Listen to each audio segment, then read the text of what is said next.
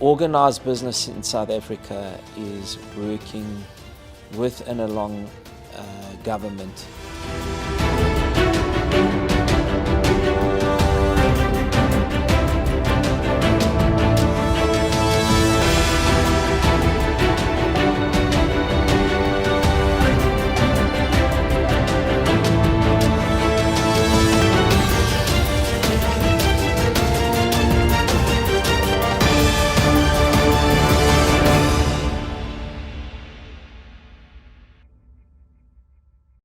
Stavros Nicolaou is on every business body that matters in South Africa. The BRICS Business Council, which is where I first came across Stavros a couple of weeks ago, Business Unity South Africa, Business for South Africa, the World Economic Forum. Stavros, it's a privilege to have you here. Thank you for joining me on the State of the Nation. Thanks very much. I think the privilege is mine. Well, thank you. Yeah, and your day job, of course, you're a senior executive at Aspen. That's where you came into the whole public consciousness. You were quite sort of the front man in the whole sort of COVID-19 pandemic and South Africa's response. Right. And here we are. And I wanted to talk about business and South Africa. Right, because, good, nice little Lebanese entrepreneurial boy, I've always sort of fancied economics, but our economy is in an absolute mess, right? And you are on all these august business bodies, and you're supporting the ANC by joining all of these bodies, right, and speaking to the president and trying to help them out. What informs that decision? So, Mark, let me just firstly correct, we haven't joined the ANC.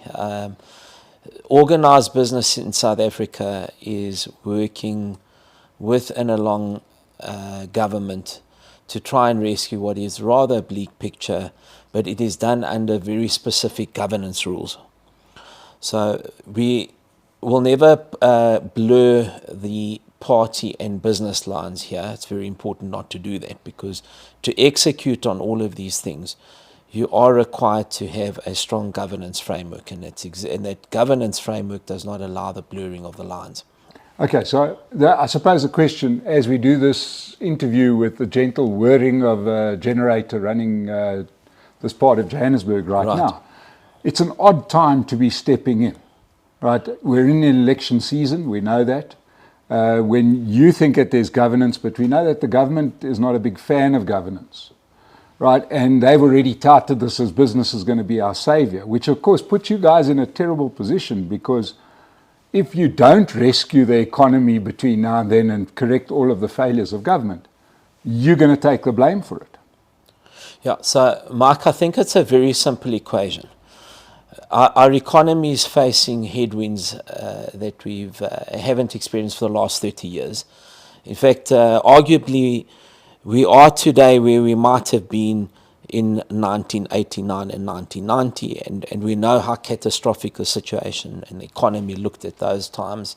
The country was technically bankrupt. We know this in 1990. Now, you can do two things in life as business. We are the biggest taxpayer in the country, we are the biggest employer in the country, and also the biggest investor. Now you can do two things. You can sit and watch a ship sink in front of you and,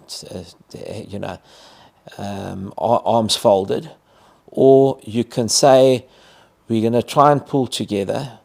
We're not doing this for the first time. We did this during COVID, and I need to be very clear. So this is not an election trick or anything like that, because I want to take you back to March 2020. We, as organised business, we had a meeting with the president and his economic cluster, and the discussion then was, we know what's going to unfold with the economy, because we had seen that in January and February in Europe, so we knew what was coming. How do we work together to rescue the economy and look at basic interventions such as economic recovery, the UIF, the TERS, and then the public health response was a massive response. It involved private and public sector working together. The concept of the Solidarity Fund, that remains a unique response. Anywhere in the world, there wasn't that type of response. And 4 billion rand was raised, and critical interventions were made, including, incidentally, sustaining businesses, making countermeasure products available where they would not have been sought. So this goes back in time, and it's a blueprint that we're using now to say, well, where are the other areas in the economy that are disenabling growth? And there are three, in fact. Yeah. There are more than three, but there are three critical ones. The first is energy. The second is infrastructure, logistics, supply chain. And the third is crime and corruption. Now, we believe that government does not have the capacity nor the capability right now. We've seen a significant hollowing out of capacity. So government don't have that. So do you watch the ship sink because no capacity, or do you make private sector capacity under certain conditions available? And I think anyone that sits and looks at this says, well, you've got to try something. You might still fail, but at least go down trying than sitting by and watching the ship sail by you. One could understand if we were sitting having this conversation 2 years ago, when it was quite clear that the government was incapacitated. We knew that. I mean, we've known that for the last 10 years. It's just an extremely odd time. Bear in mind, the people watching this, 50 cents in every rand roughly ends up in the hands of government. You're talking about a lack of capacity. Can you imagine getting that kind of money and calling yourself incapacitated? I mean, they're getting the money, right? They're just choosing not to use it properly. And putting the onus, and you guys are stepping forward saying, don't worry, keep 50 cents on the rand and we'll still fix it for you. I mean, so Mark, I think let me correct you on a couple of things. First of all, it's not something we started now. I've just demonstrated to you very clearly. No, but I could understand COVID was a specific incident. No, it wasn't. It was an economic recovery. But it was an extraneous factor. It sort of came along, it hit everybody. Suddenly we were all in that particular thing. Yeah, the three areas you're talking about were specifically done at the hands of the government. So no one's disputing that we're in this mess right now because of a lack of capacity, as I said to you, right, and a lack of capability within government. And I think we all know the reasons. It's not worth rehearsing or why we've arrived at this point. The fact is we've arrived at this point. But let me be clear. Our response and partnership with government 3 years ago was around the economy. So it's not fair to say that this is something we've just started now because it's 9 months before an election. That's factually not correct. And I've just demonstrated to you that the whole idea of getting TERS in place, we had a whole legal stream of maybe a panel of 40 to 50 lawyers that assisted small businesses in this country with their TERS, for example. And that whole concept of TERS, something we negotiated to give some type of sustainability to a very complex set of economic circumstances during COVID. So it's not correct to say we've done it now. We've got a track record that goes back 3 years. And the track record is in three areas. It's number one in our labour interventions, which is the UIFs and the TERS that I've just mentioned. The second was putting together an economic recovery plan, which I presented to government. And the third was the public health response, those three areas. But we recognized if you don't respond to the public health crisis in the country, you're not going to have an economy. So I think for the first time there was a realization. And it's easy for me because I come from the healthcare sector. So I've always understood the relevance of healthcare and what it means to an economy, to productivity, to labor, to global competitiveness. But I think South Africans for the first time saw this, the impact of a healthcare system and what it can do for the future prospects of an economy. Now, I mean, I'm going to stick by my guns in saying the two situations are completely different, right? On the one hand, we were responding to a crisis. Granted, we didn't know the depth of the crisis. But Mark, why is it not a crisis now? Where's the difference? There's a big difference because in that case, it was an extraneous event causing the crisis, right? A global pandemic, right? In this case, you mentioned three areas, and infrastructure, electricity, and the other one I think is safety and security, if I'm not mistaken, right? In each case, this has been willfully done by the ruling party. Willfully, they've done it themselves. We've known this is not something that just happened. It didn't happen because someone ate a bat. This has happened because the government has gone out of their way to destroy their own hollow out the institutions for which they were elected to maintain. So in other words, they did it. And we understood, and even the president said, oh, 9 wasted years, we're going to fix up everything. Oh, wonderful, right? So I'm saying there is a world of difference between a response to COVID, which is a whole separate discussion, and let's understand that we all did it with the best intentions. Interestingly, that response didn't include a whole lot of small businessmen by the looks of things, none that I know, but in any case, because otherwise, the response was crazy. But anyway, so we've got the COVID response, and let's just say everybody's doing it with the best intentions. This response to this particular set of circumstances is government failure, for which the ultimate price should be paid at the polls, right? So, but now big business is going in there to act like Superman swooping in to save a government that's out of their depth. So, Mike, I think 2 things. First of all, whether a crisis is extraneous or internal, I don't see it different. A crisis, right? It has the same impact, right? The fact that there was a crisis at the onset of COVID was no different reason. There was no capacity then. So I think to try and intertwine the two, I'm not sure is very constructive, to be honest, because the fact remains that you can sit and watch the ship sink, or you can plug in, and I'm telling you, we started plugging in 3 years ago because there was no capacity, right? We offered capacity, expertise, skills, experience on a pro bono basis. We're doing no different now. So I can't see, but that's academic for me, Mark. We can sit and debate that till the cars come home. That's not taking us forward. I'm a guy that likes to look forward, okay? And forward is you've got 2 choices. You can do nothing, and the ship will definitely sink, right? Well, what is the ship that you talk about that will sink? The economy. Because are you suggesting that your efforts are going to rescue this economy within this year? No. What is the plan here? Because, I see a ship sinking, and I see a political ship sinking, right? The political ship that has got us into this rocky water anyway, right? I see them as sinking for very good reason. They've done a very bad job. That's the rescue that I see us needing. I don't see don't worry, we'll be fine. The country will survive, right? We've had to survive. I mean, nobody was doing this a year ago when things were just as bad. So I'm saying I don't understand where we come to that there's a problem now. There was a problem a year ago, there was a problem 5 years ago, nothing. But 9 months before the election, suddenly let's fix the problem. I don't know, Mark, what it's going to take for me to explain to you. We did this 3 years ago, right? No, but because of a lack of capacity. So you can stay fixated on your view, that's fine, you're entitled to a view. I'm just telling you, that's not the debate, whether we started 3 years ago or 9 months ago. The fact is there's a crisis right now. And if you are saying business should sit by and idly watch this, okay, that's fine. I mean, you're entitled to that view. But the point remains that we have a resilient private sector in this country. And the private sector has proven over many years to be, I mean, do you know, for example, that business is more trusted than government at the moment, or civil society, right? That's the reality, because there are polls that do this.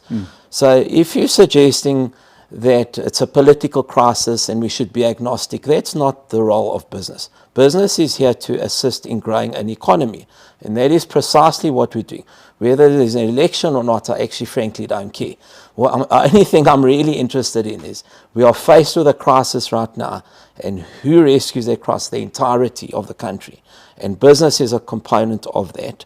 And I started off this interview by saying business is the biggest employer, it's the biggest taxpayer in the country, and the biggest investor. It's not the government that's the biggest investor. So now, if your biggest investor, taxpayer, and employer doesn't get involved, then quite frankly, who is going to get involved? Then the ship will sink. Now, let me explain what the ship is. The ship, very simply, is the economy, because our problem, and I had the occasion of having lunch with the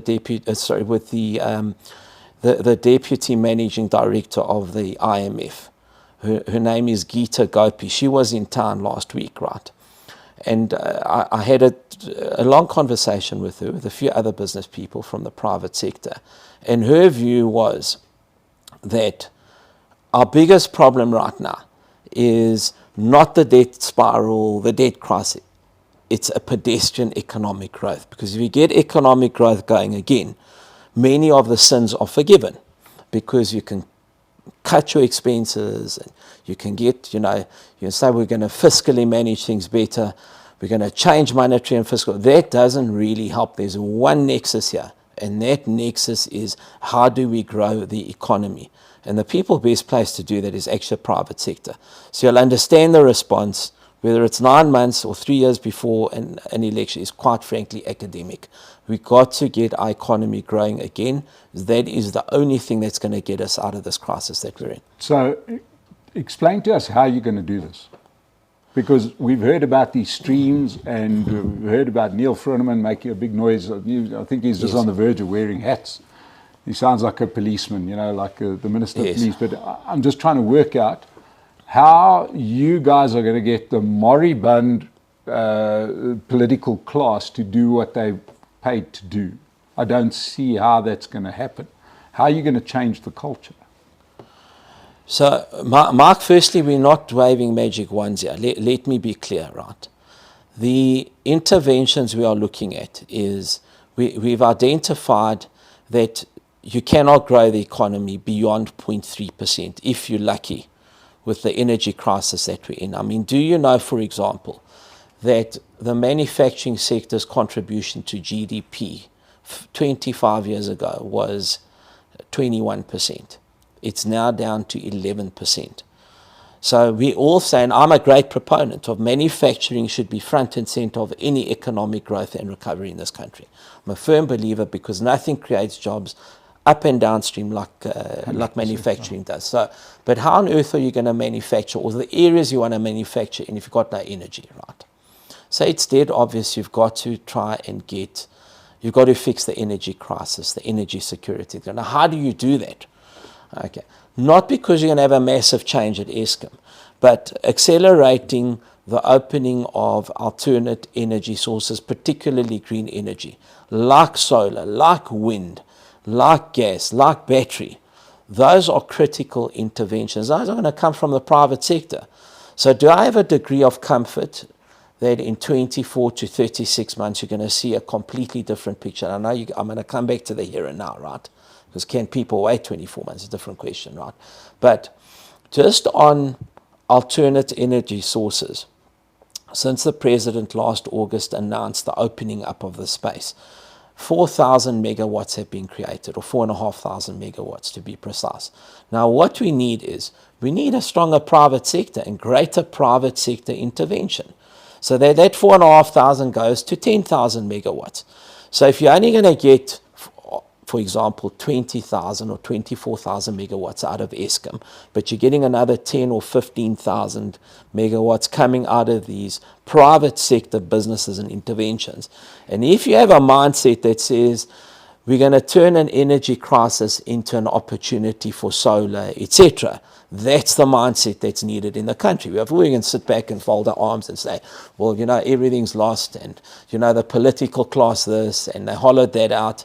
I can't see a sense in that, I must tell you.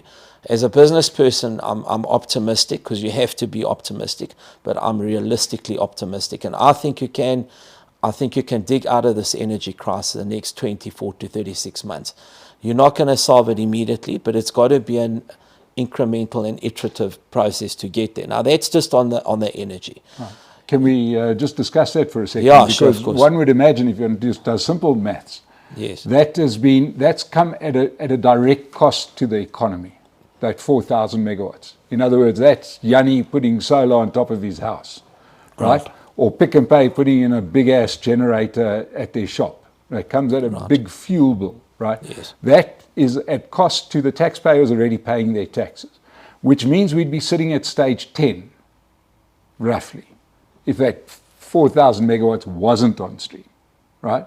Okay. Because that's being sucked off the consumption.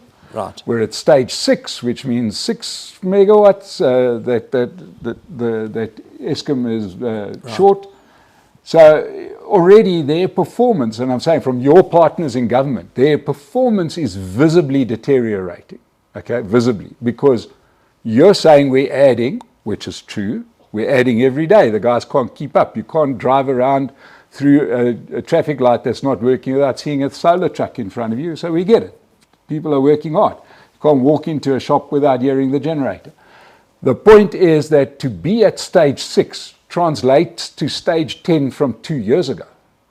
Okay, so you're in partnership with the government, but yet they seem to be not nearly as concerned as you because their performance has deteriorated. We now see that a fortune's going to be spent on car power ships that's going to add 1 megawatt of power, right?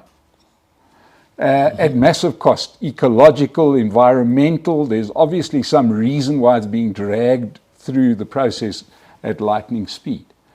Are you dealing with decent partners here? So, Mark, you've asked me about, do you have the right partner? Well, frankly, it's the only partner you can have right now, okay? You can have, I suppose, labor and civil society, but the key partnership here is between business and government, okay? And you can also have a mindset, as I said earlier, that you don't want any partner, but then understand you're going off the cliff, right? And that's illogical for me, because if you go off the cliff, then you've lost everything. You might still not succeed at the end, like I said earlier, but at least you've given it a damn good shot, right? Yeah. Now, on your question around the performance of energy and energy generation and transmission and all of that. So I can't say, like as much as you can't say, we would have gone to stage 10. We don't know that for a fact. But that's the numbers. You can't dispute the numbers. That's science, isn't it? It's academic, because you can work out is 4,000 megawatts going to take you to stage 8 or 10, and that's not the relevant conversation to be held. The conversation for me is, of course, there's been a cost to the economy, right? But the cost of not getting the economy right far outweighs the cost that you would have paid. Number 2, there would have been a cost anyway. And this is where I say you have to have a mindset, a positive mindset, Mike. Say, listen, we are also seeing some opportunities in all of this. Now, the whole world is transitioning to green economy. And we know that it's a contested terrain in our own country, because we're saying the just transitioning, what pace and execution do you go at, right? So it's a hotly contested, we understand it.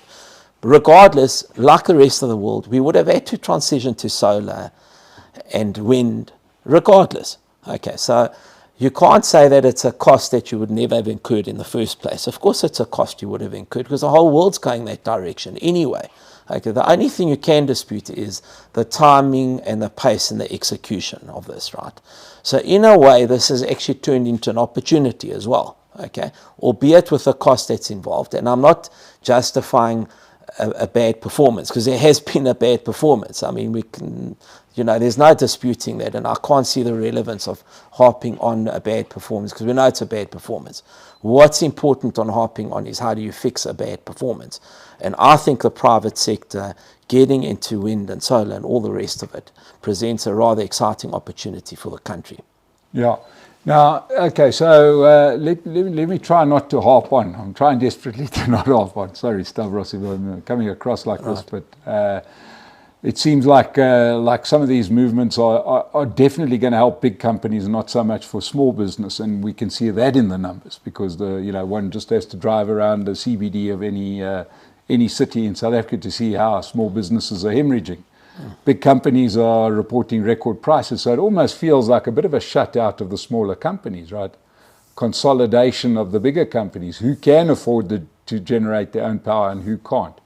I can't see where, you sort of, without sort of going straight back into the COVID thing, I can't see how these measures, which were put in place then and now, are out there to help the small and medium business. I see them helping the big companies, the ones that can put generators at their shopping centres, because they get billions of rands worth of turnover. What are you doing? Because I can't see, where that I hear a whole lot of talk about we've got to transition green power. No one can dispute. Wonderful. How's this actually going to be rolled out? Mark, I think firstly, in any economic crisis, your small business is going to always be the one that is most affected. And that's the case here. I mean, you've also seen that around the world.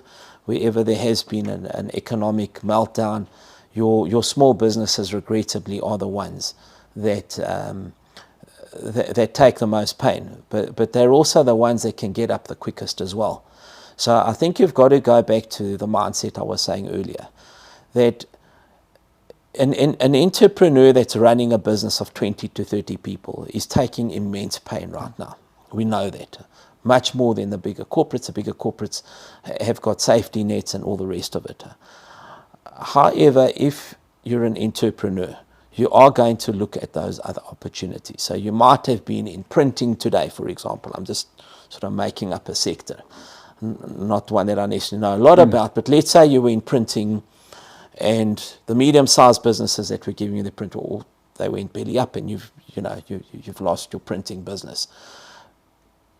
Solar does open up, and I know many people, small businesses, individual entrepreneurs that are now looking at the solar space and have moved into the solar space.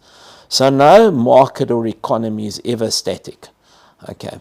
Ours has been particularly affected because of the bad performance, all the headwinds that we spoke about earlier. Okay. However, you also need to look at where are those opportunities that arise out of a crisis. And I think the solar one is a great example, because I'm, as a matter of fact, meeting tomorrow morning 3 small solar companies, because I'm adding additional solar to my house. Okay. Now, I haven't gone to a big organization that turns over 500 million rand. These are all small entrepreneurs that, incidentally, 2 of the 3 have pivoted from being electricians into solar companies. Yeah. So we need a more positive mindset around that. And I know a positive mindset doesn't put food on the table always, right? But as I said in life, you can see the glass half full or half empty. And you've got to always, some people love crises, and they've written about it, because crisis shakes up the market and provides these other opportunities. And I think that's what we're trying to do. If you don't sort out the key structural areas of the economy, it's bad for the small man, the middle man or woman, and the large man or woman, right? And the big corporate. It's bad for everyone. So you got to start somewhere, and we're saying these 3 disenablers are 3 of many problems that we've got in the country. But if you address these 3, I think you can move the needle. Okay, so let's talk about where our paths first crossed, and that was at BRICS. And you're involved in the BRICS Business Council, and you put up quite a show there, and there's clearly a lot of goodwill, especially from South Africa, towards BRICS. Where does the business come from? Have you seen BRICS generating business for South African companies? Yeah. So, Mark, first of all, let me say that I'm of a very strong persuasion that South African business must look at where their best interests lie, and the country must look at where their best interests lie.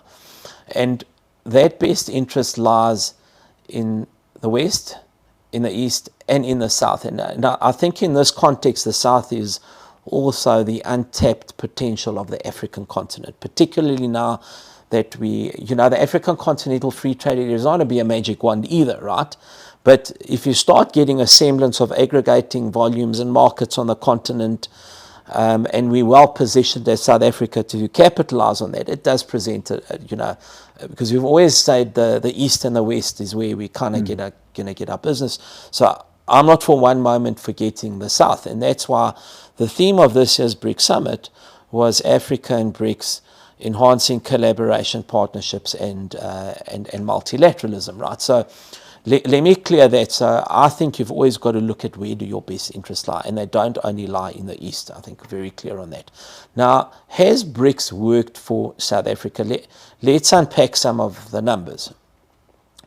Between 2017 and 2021, that 4-year period, and granted in that 4-year period, about 18 months of that could have been affected by COVID and the impact of COVID.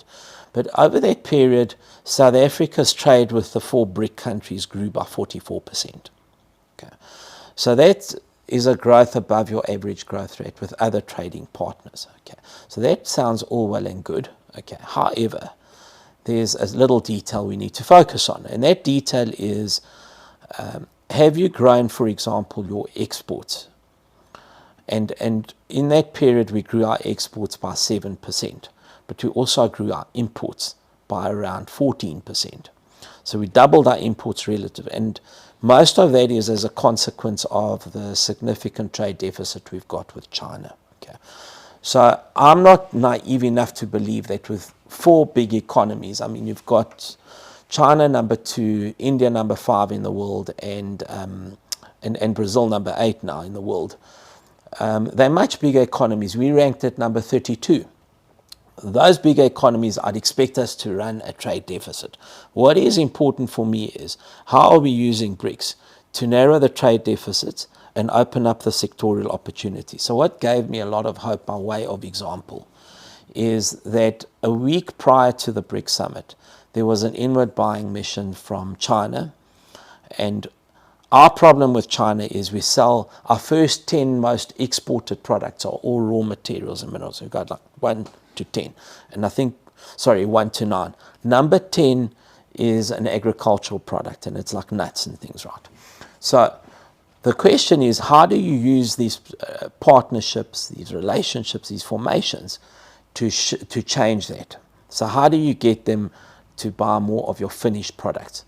And that trade mission that I spoke about earlier, inward buying mission, secured 40 billion rand worth of South African manufactured products and or agribusiness products that will be exported to China.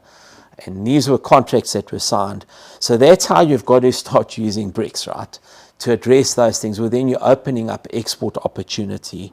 I'm not saying we're not going to continue importing product because they are very competitive, you know, whether we like it or not.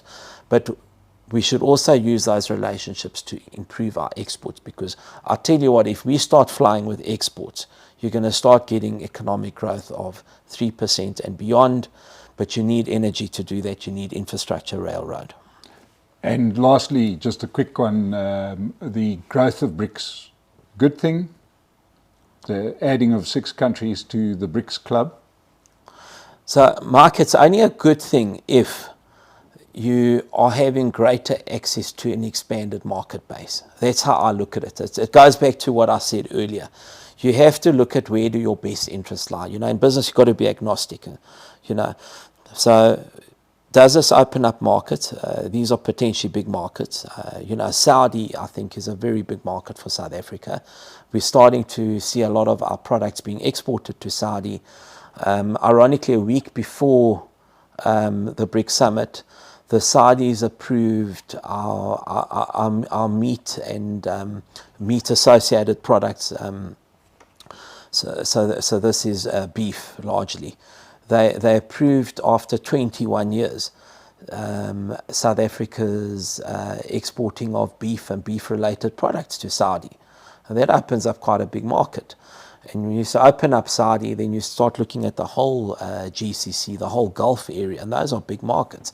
So those are the things you've got to do, and that's how you've got to look at it when you're in these formations. Otherwise, a waste of time.